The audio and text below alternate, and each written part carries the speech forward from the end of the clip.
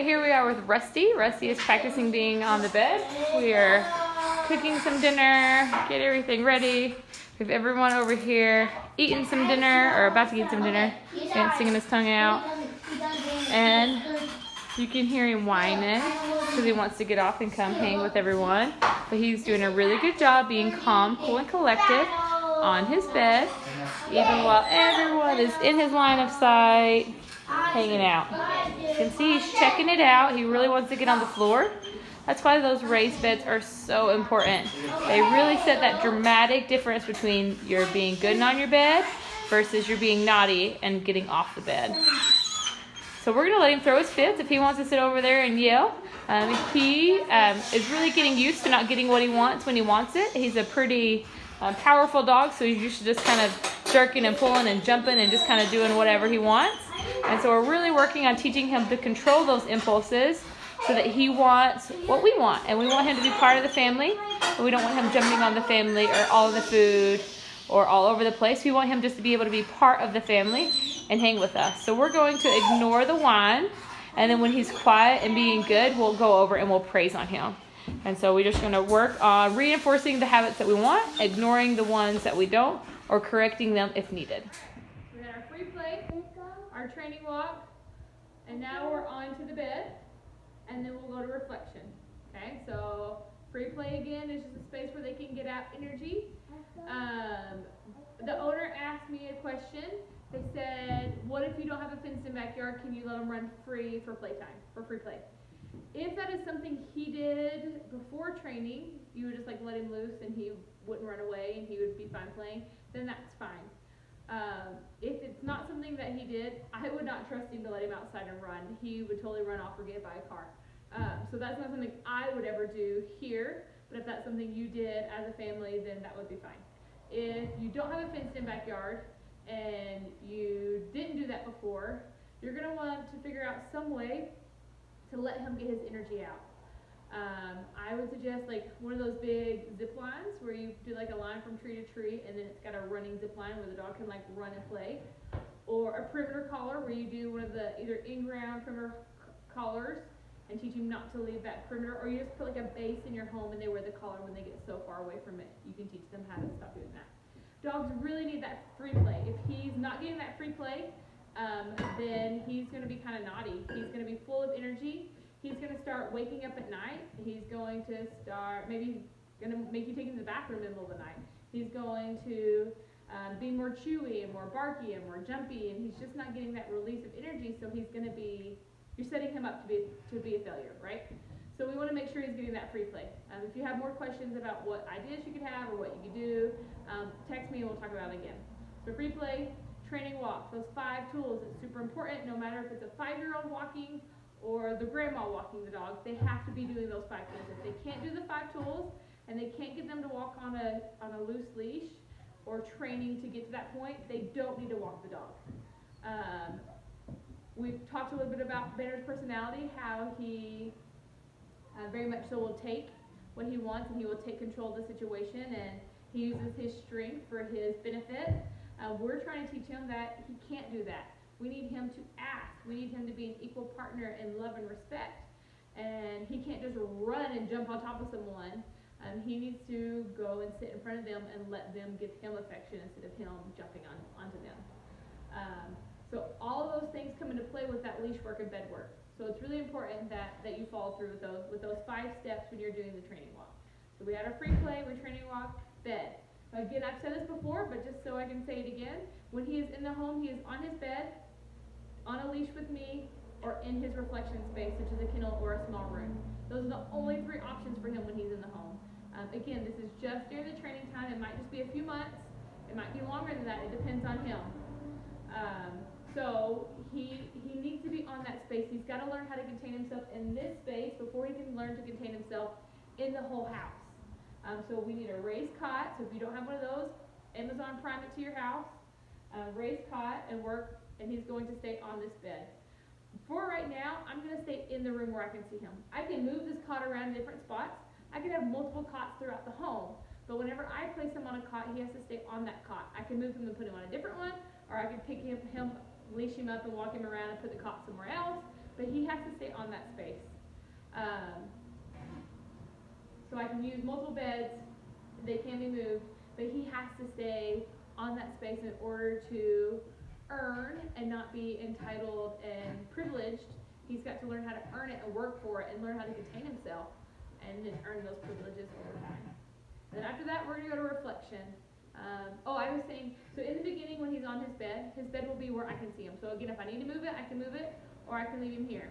I'm just going to stay in the kitchen area, living room, so I can watch him and do my things. Then I'm going to start doing short spurts out of the room. I'm going to go into the other room for 2 minutes, and 20 seconds, then come right back. 10 seconds, come right back. I'm just going to get him used to me coming and going. And then I can make him a little longer. I can do 2 minutes, then 4 minutes, then 5 minutes. We have Ring cameras set up so I can actually watch him in the other room to make sure he's staying on his bed. And we're just going to gradually get more and more and more until he's confident and comfortable staying on his bed while I'm in and out of the home. I'm not going to go to the grocery store out of the home, but just doing some laundry in the other room or helping a kid or whatever. And he's just going to get comfortable in his own space, all by himself on his bed. All right, going for our walk again with Rusty. Remember, we're doing this, I'm doing it 4 times a day.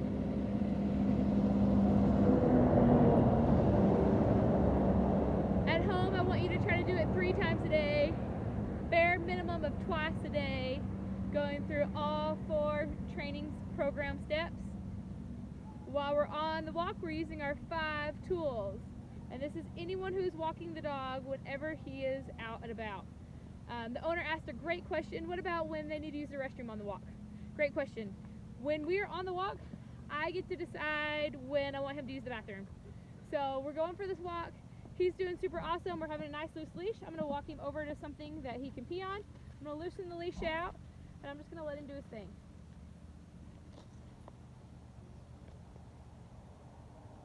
Right now he's just smelling it. That's okay. This is his opportunity to pee, right? No, we're not going to roll in it. All right. So we're all done. He said he didn't need to use the bathroom, so we moved on. He does not get to pull me to the fire hydrant. He does not get to pull me to the bush. I get to decide when he's going to use the bathroom based upon his behavior. Now, if he's already had free play, I'm pretty sure he's not going to have to use the bathroom anytime soon. All he's doing is marking stuff, right? If he needs to go right now. But let's say he did free play, but I never saw him use the bathroom, so I really think he does have to go. I'm just going to lengthen out that leash like I did, let him use the bathroom, do his thing, pick it up, and then put him back on a short leash, and then we're going to walk together. Again, he doesn't get to pull me and drag me to where he's going. I will take him there. I'm meeting his needs, not him demanding and taking from me. So it's important that I meet those needs with kindness and respect, but I don't allow him to take and to demand. I treat him with respect, and I want him to treat me with respect. So I've done those flickings a little bit, and he's not pulling hard right now, but he's just creating pressure. So I'm just going to do some zigzags. Actually, Caleb, let's go the other way. So we're going to turn around. We're going to go see if we can find some dogs to charge the fence and bark at us. All right, so we just worked on that door. We're walking in and out the door. Now we're just going outside. If you can see Cheeto right there, the cat. So we're just working on Rusty being calm, cool, and collected around the cat. We're going to go walk around the cat a little bit, get a little closer. I still expect Rusty to not have any pressure on that leash, right? See the cat's just ahead of us. Teasing Rusty here. He's pulling too much, so I'm going to turn around and do some change of directions. There, now we're good again, so we'll walk towards the cat again. I just need him to be calm, cool, and collected. Cheeto's tempting him, and we have Caleb on the bicycle. We're just working on being calm, cool, and collected. Have him put his, oh, there Cheeto starts to move fast, and Rusty went to jump, so I'm going to lift up the weight of an apple. I'm going to have Rusty put his bum down. There we go. And Cheeto's, I don't know if you can see Cheeto, he's right there on the porch. So we're going to walk up there past Cheeto. Oh, stood up though before I was ready. So leash goes up, bum goes down, leash goes down.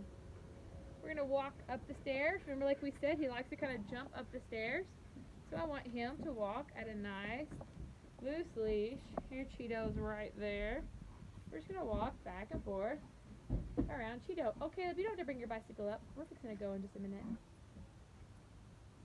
Oh. my stairs in there, so I can't keep walking. Otherwise, I would just have kept walking and turned around a little farther up, but my stairs ended. So I'm doing some direction changes. I'm doing some zigzags. You can see the cat over here. I want Rusty just to be able to walk calm, cool, and collected. You can see he's still kind of jumping at the cat. Oh, perfect. Thanks, Cheeto, for moving. Cheeto's moving a little farther over for me, which makes it easier for me to walk past the cat. There, now we can walk past the cat and do a circle. Oh, Cheeto's over here now. We're just going to walk this way. I'm going to put Rusty in that SIT position so he can watch and see how he does watching the kitty cat. He did good. We're going to walk past the cat again. Hi, Cheeto. Cheeto's like right in front of us. And there, I'm giving those flicks. We're like following Cheeto. If you can see her tail right in front of us in the video. She's like literally just ahead of us. I'm gonna put Rusty in the SIT position so he can watch Cheeto. See, Cheeto's right here in front of us and Rusty's right here. We just want that nice, calm, cool, collected. Oh, Rusty stood up. So I'm lifting up the weight of an apple. Cheeto's coming over to say hi. Every time Rusty stands up, I'm going to pick up on the leash. Every time Rusty sits down, I'll let go on the leash. Cheeto is just like teasing Rusty. So I'm just holding that slight pressure. As soon as Rusty puts his bum down, that pressure is released.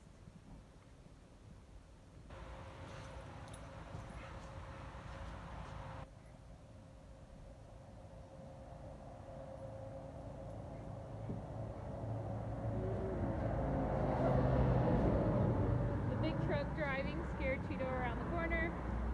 But Rusty's standing back up again, so you can see I'm just picking up the weight of an apple again. It's just super lightweight. Just picking up, waiting for him to put his bum down. Bum goes down, leash goes down. Just checking to make sure that thing gets loosened. Cheeto's just ahead of us. Hi, kitty cat. Yeah. Here she comes again. He comes again. Kitty cat. Kitty cat.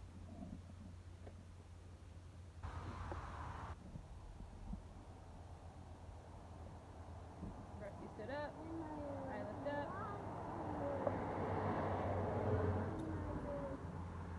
Rusty puts his bum down. I put the leash down.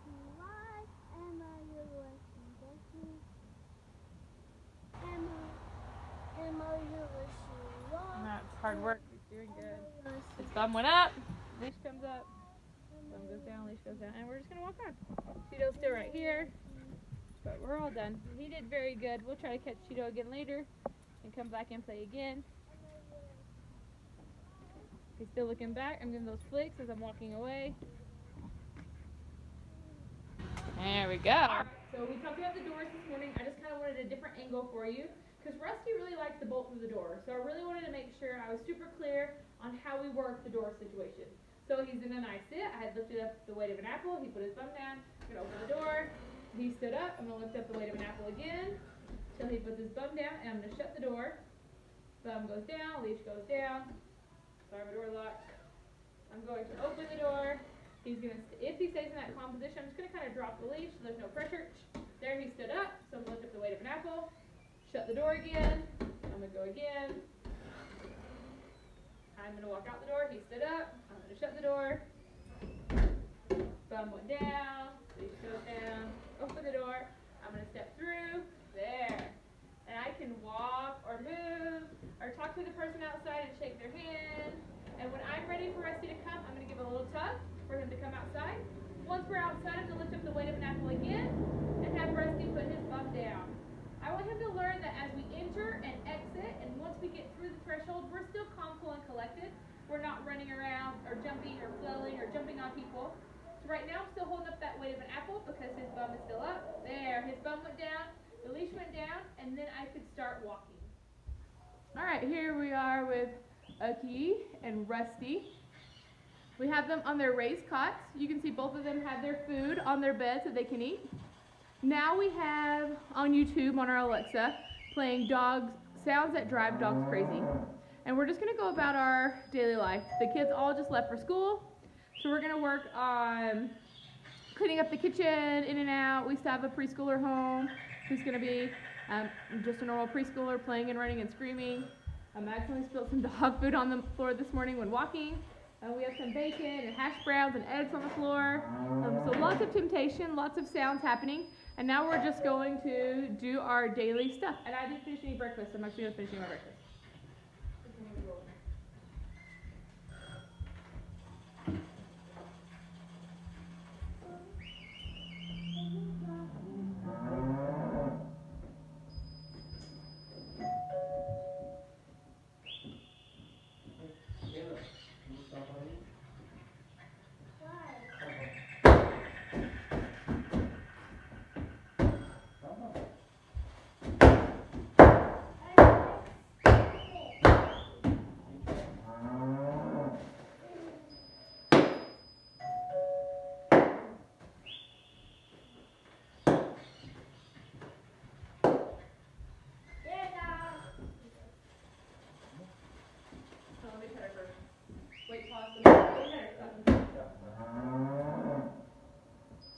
So you can see right there, Aki in this corner is getting a little nervous. She was very alerted with the banging and the popping of the bubbles. And so before she reacted, we went and praised her to help her know and to reassure her that she's doing a good job. She's in a safe place and she can be happy there. Farther away, maybe up here somewhere. Not quite so closer.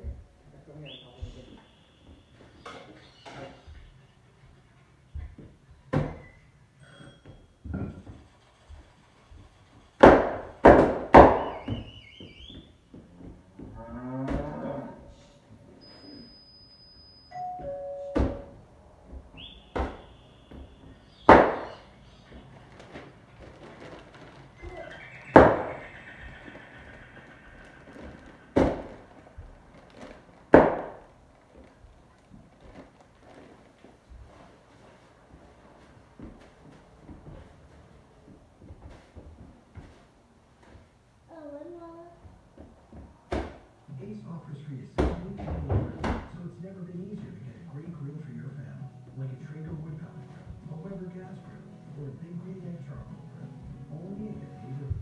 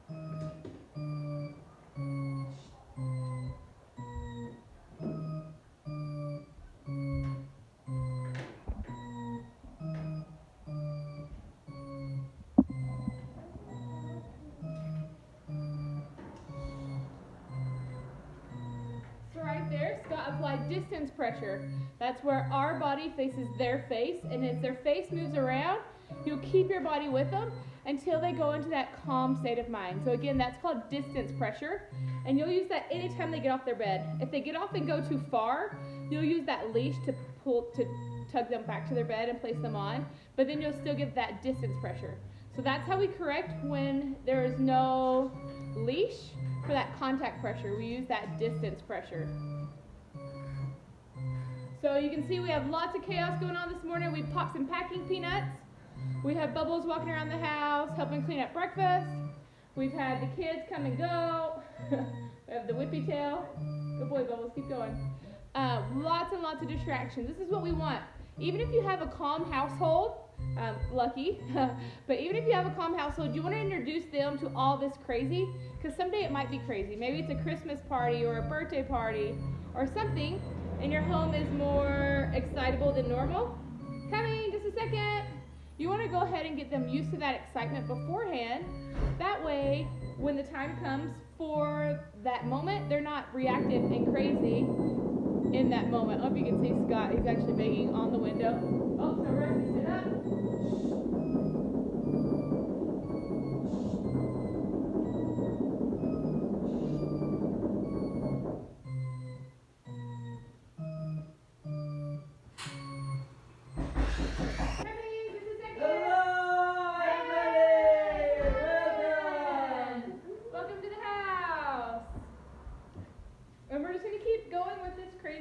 Normal atmosphere. Stairs are kind of something that Rusty loves to run up, so it's important, like we said earlier, to treat the stairs just how, that was beautiful, we do the sidewalk, leg to leg. We're not going to jump up the stairs and drag me up. We're not going to jump down the stairs and drag me down. We're going to walk side by side. When we get to the door, we're going to be patient. We're going to put our bum down while I go open the door again.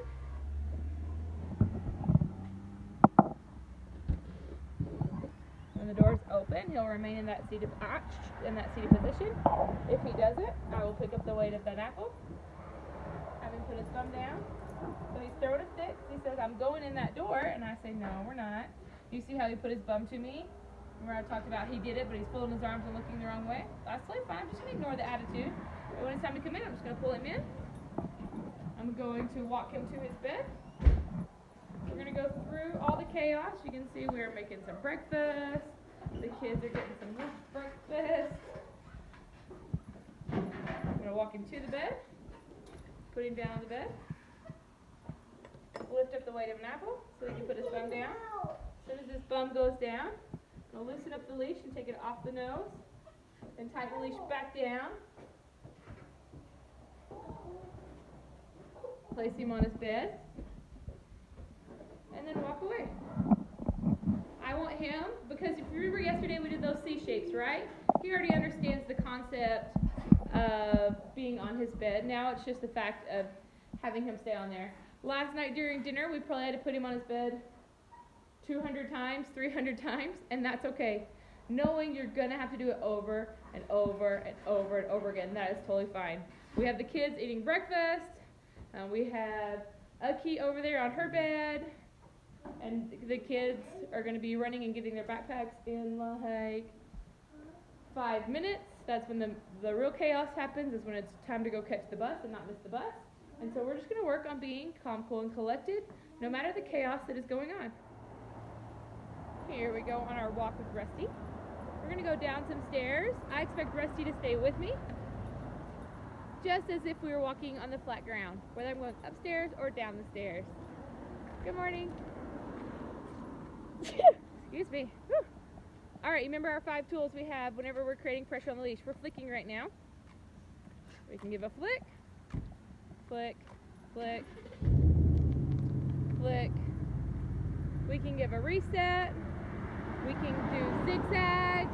We can do a direction change. We can do a rollback. Those are my 5 tools. Right now we're walking pretty calm, cool, and collectedly. Just a couple of flicks. He's doing a good job. So remember, my hand placement, right? On my back pocket, straight arm. I want him to walk beside me. There, he's creating pressure. You can see how important that leash placement is. Here we're creating pressure. Do you see this leash right here? When it's straight, he's creating pressure and he gets ahead. See how he's a little bit ahead of me right there and the leash is straight? I need to correct that. He is leading this walk. He does not need to be the leader, otherwise he's going to take what he wants because he's used to being able to do that because he's so big and strong. So you really want to make sure it's a partnership.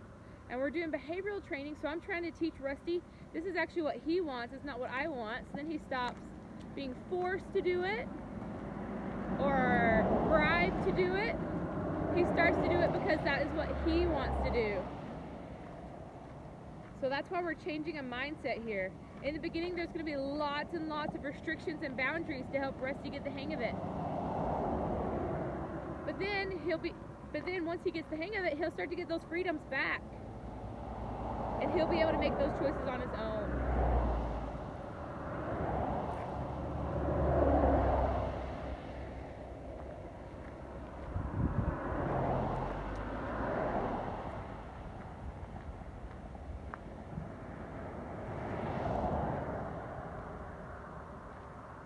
So again, we just want no pressure on this leash.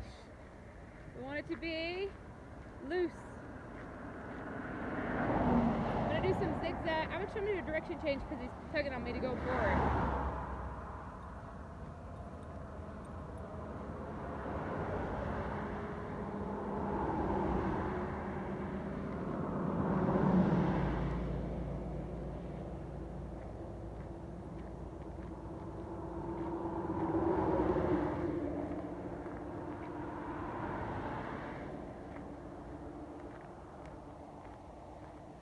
There, that's much better. That nice loose leash. Walking together at my side.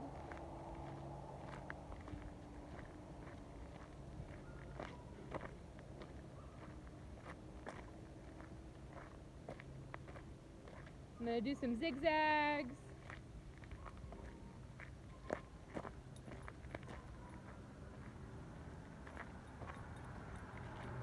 So you can see I'm zigzagging while I'm flicking, so I'm doing a little bit of both there.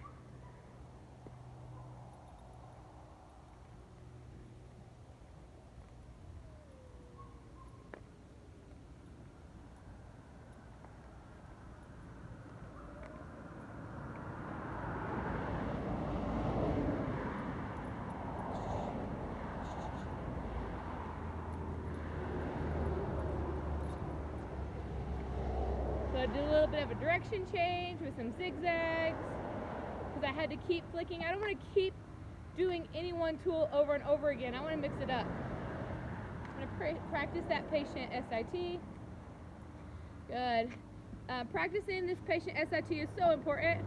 You're going to need to tie your kid's shoe or pick up a ball or talk to a neighbor or check the mail or do something. And if you don't practice how to just stand still, he's not going to be able to do it. So it's important to just practice this skill. You can stand here for 2 minutes, 10 minutes, 20 minutes, 3 minutes, whatever you want, but he has to practice it. If you don't practice it now, he won't be able to do it in the future, and then you're gonna have the dog that while you're trying to talk to someone, they're in and out of your legs and running all around and wrapping you up, and you just want them to be able to sit here calm like this. As well as if there's a cat walking past or another dog walking past. Again, if we don't practice without distractions, when those distractions come, he won't be able to chill like this. Oh, Max is getting here. Max is a super fun puppy that Rusty likes to play with. So we're going to sit over here and we're going to practice that patient sit, watching Max get out of the car.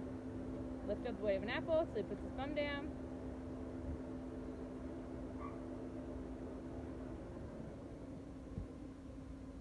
And so we're just waiting here with Rusty.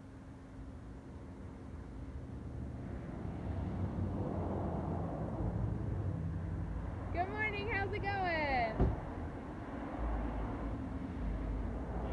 So there, he's standing up. I'm gonna lift up the weight of an apple. Tell him to put his thumb down. As soon as his thumb goes down, I release that pressure.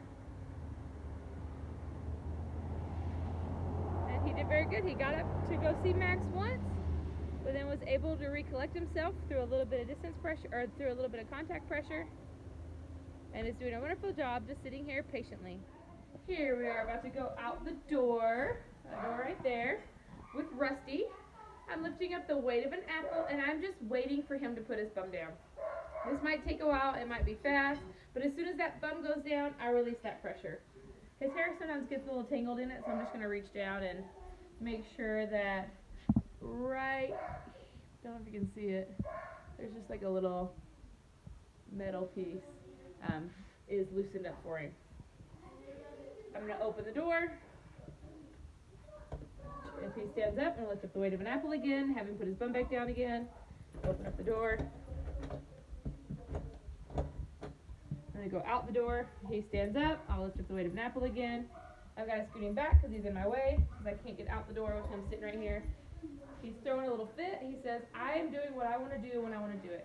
So I'm just going to move him on. We're just going to say, no, we're walking. And we're going to go again. Rusty has been throwing some fits for us. Oh, right there, which is pretty common. If he's used to kind of being able, he's a big kid. If he's used to being able to use that body weight to get what he wants, and whenever he wants it, it's pretty often that they'll act like this. It's kind of just like having a spoiled child that you're finally cracking down on and giving some rules to. They're gonna just throw big fits. It's not that the parents haven't been trying to make him listen, but it's that he's so strong and so able just to take advantage that he just kind of gets what he wants. And so it just kind of makes a dog who now is throwing fits because they're not getting what they want. Totally fine. We're gonna work through those fits. He'll stop them for me, but when parents get here, he's going to start throwing them again. So it's important that kids and parents, everyone's on the same page of having him be calm, cool, and collected. So he is starting to listen, which is really good there. But even though he is sitting, he always sits with his back to me. It's like the kid who folds their arms and rolls their eyes when you ask them to sit down. They're sitting down, but they're sitting down as disrespectfully as they can. And that's kind of where Rusty is. He's starting to get the hang of it. But he's still very much at that, well, I'm going to do it, but not because I want to. I don't like, kind of back talking. That's his phase. It's also his age. He is also at the phase in life where he is like a rebellious teenager, where he's starting to get those opinions and his way is right. So we just have a kid who's going to throw some fits and who's going to have a temper tantrum, and that is okay.